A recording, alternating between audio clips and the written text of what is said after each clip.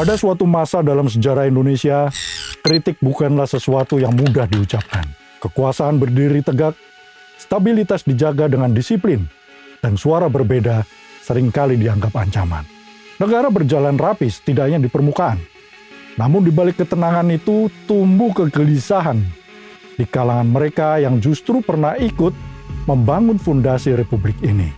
Mereka adalah mantan jenderal, mantan perdana menteri, mantan pejabat tinggi negara. Mereka orang-orang yang pernah berada di pusat kekuasaan, lalu memilih berdiri di luar lingkarannya. Dua pidato Presiden Soeharto yang disampaikan di hadapan aparat dan perwira memicu keguncangan di kalangan elit senior bangsa. Bukan karena pidato itu menyerang seseorang secara langsung, melainkan karena menyentuh sesuatu yang jauh lebih mendasar, Pancasila. Dalam situasi seperti itu, 52 tokoh nasional memilih melakukan sesuatu yang jarang terjadi di masa tersebut. Mereka menandatangani sebuah dokumen kritik terbuka kepada presiden yang sedang berkuasa. Sejarah kemudian mengenalnya dengan satu nama, Petisi 50. Sebuah ungkapan keprihatinan akan arah politik Indonesia pada masa itu.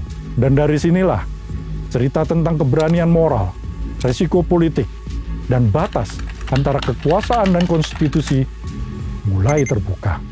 Tonton terus sampai selesai hanya di The Watching Post.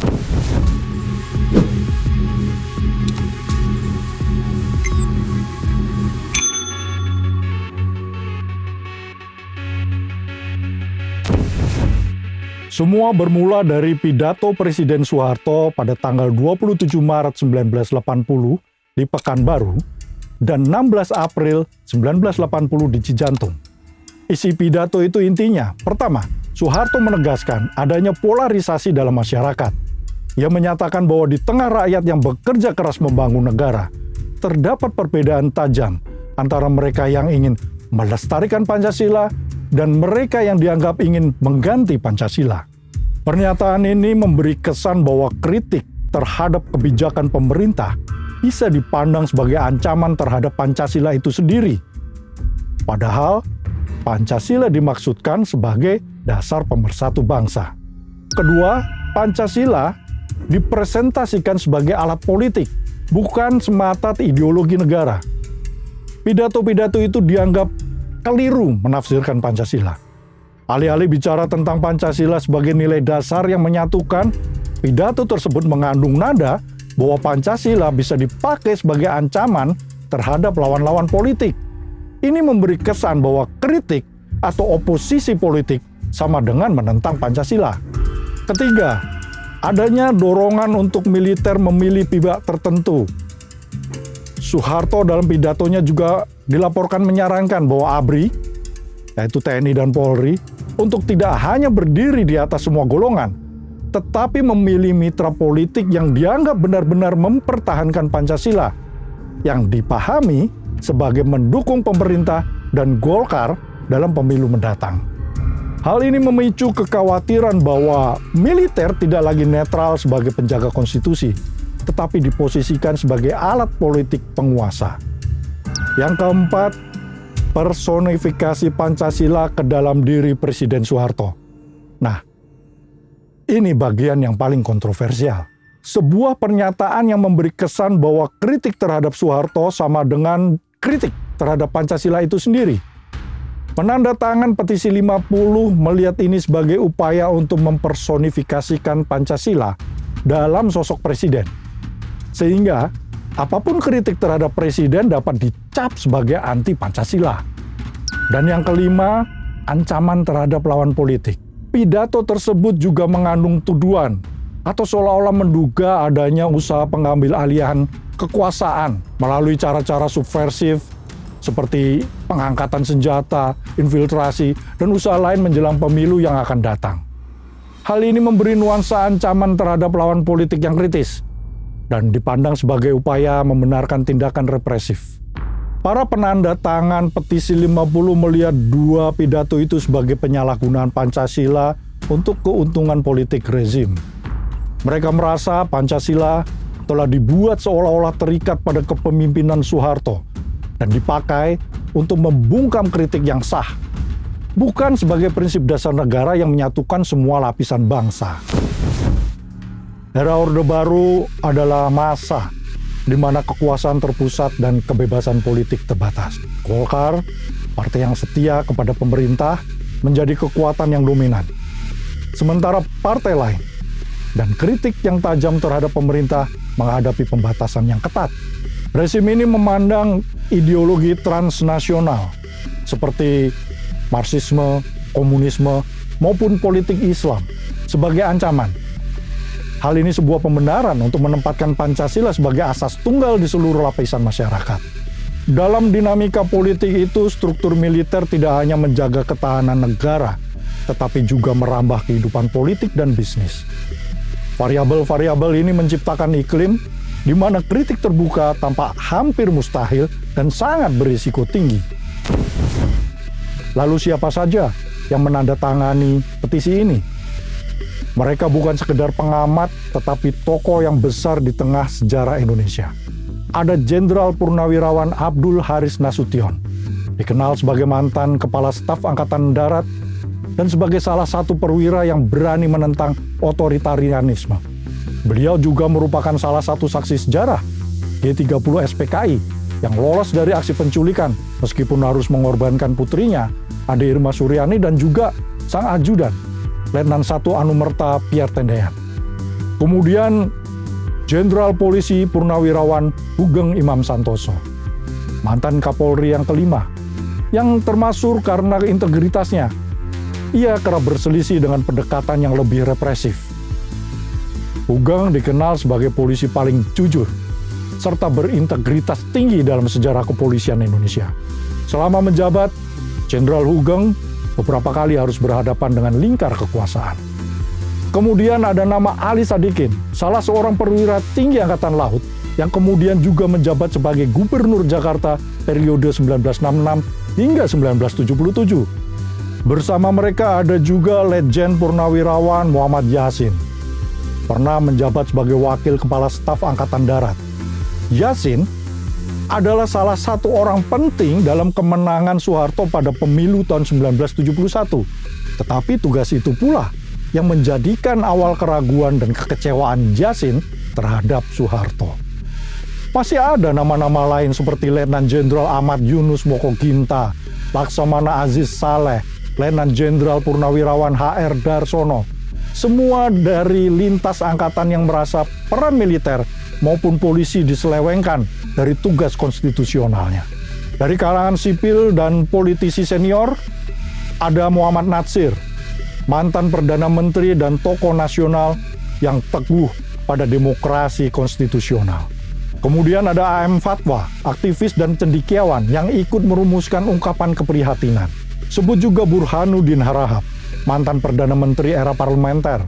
Lainnya termasuk Sanusi Harjadinata, Iwa Kusuma Sumantri, BM Dia, Profesor Dr. Kasman Singodimedjo, dan sejumlah tokoh sipil lainnya dari latar belakang akademik dan advokasi masyarakat. Dokumen ini bukan sekedar kritik biasa, bertajuk Ungkapan Keprihatinan. Petisi itu dibacakan di hadapan DPR pada tanggal 13 Mei 1980 dengan tujuan jelas, menuntut penjelasan dan dialog konstitusional tentang arah politik negara. Secara garis besar tuntutannya adalah: pertama, koreksi atas posisi Presiden Soeharto yang dipandang menempatkan dirinya sebagai antitesis Pancasila. Kedua, penolakan terhadap penggunaan Pancasila sebagai alat menekan lawan politik. Ketiga, desakan agar DPR, MPR menjalankan fungsi benar sebagai wakil rakyat yang mampu mengawasi Presiden. Keempat, pengembalian tata kelola konstitusional sesuai Undang-Undang Dasar 1945. Dan kelima, menjaga integritas ABRI agar tidak dipergunakan sebagai alat politik golongan tertentu. Reaksi pemerintah Orde Baru atas petisi 50 tak lambat alias cepat seperti kereta api wush. Presiden Soeharto menolak tuduhan itu dan menempatkan persoalan ini dalam ranah prosedural konstitusional, yaitu menyerahkan kembali kepada DPR untuk bertanya secara formal. Jadi begini, petisi 50 dibacakan di DPR, Presiden dengar, lalu dikembalikan lagi ke DPR untuk bertanya kepadanya. kelihatannya cukup demokratis ya. Tapi apakah di balik itu ada lobby atau tekanan?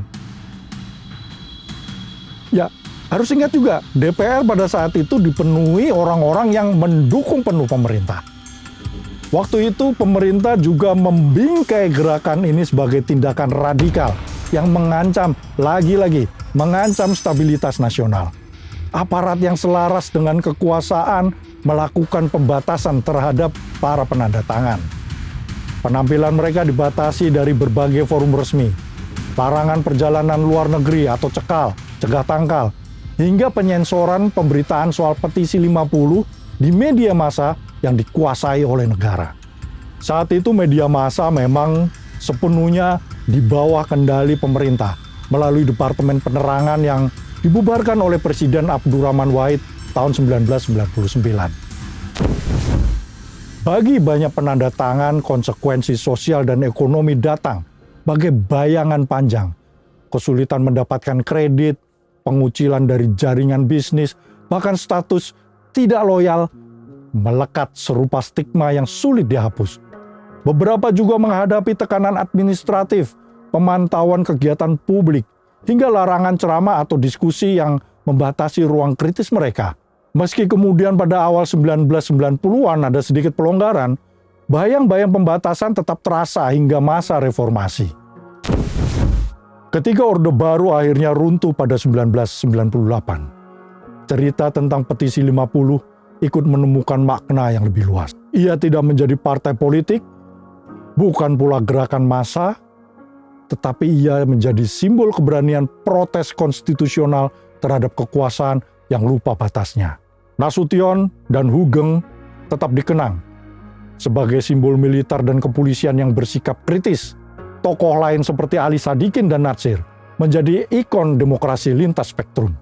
Dalam era reformasi, narasi petisi 50 sering dirujuk sebagai pengingat pentingnya mempertahankan kebebasan berbicara dan menjaga supremasi konstitusi tanpa kekerasan. Lalu bagaimana dengan Pancasila sendiri, yang pada masa Orde Baru sebagai asas tunggal yang kaku? Asas tunggal Pancasila yang diwajibkan pada masa Orde Baru untuk seluruh partai politik dan organisasi kemasyarakatan secara formal sudah tidak berlaku lagi setelah reformasi 1998. Hal ini ditandai dengan pencabutan TAP MPR nomor 2/MPR/1978 dan kebijakan terkait. Saat ini, Pancasila tetap berlaku sebagai dasar negara dan ideologi nasional, namun bukan sebagai asas tunggal yang memaksa keseragaman ideologi organisasi. Organisasi kemasyarakatan dan partai politik tidak lagi diwajibkan mencantumkan Pancasila sebagai satu-satunya asas organisasi. Jadi memberikan ruang untuk keberagaman ideologi selama tidak bertentangan dengan dasar negara. Petisi 50 lahir bukan dari keinginan merebut kekuasaan, melainkan dari kegelisahan melihat batas antara negara dan penguasa yang mulai kabur. Ia menjadi catatan bahwa bahkan di masa paling terkendali sekalipun, suara nurani tetap menemukan jalannya.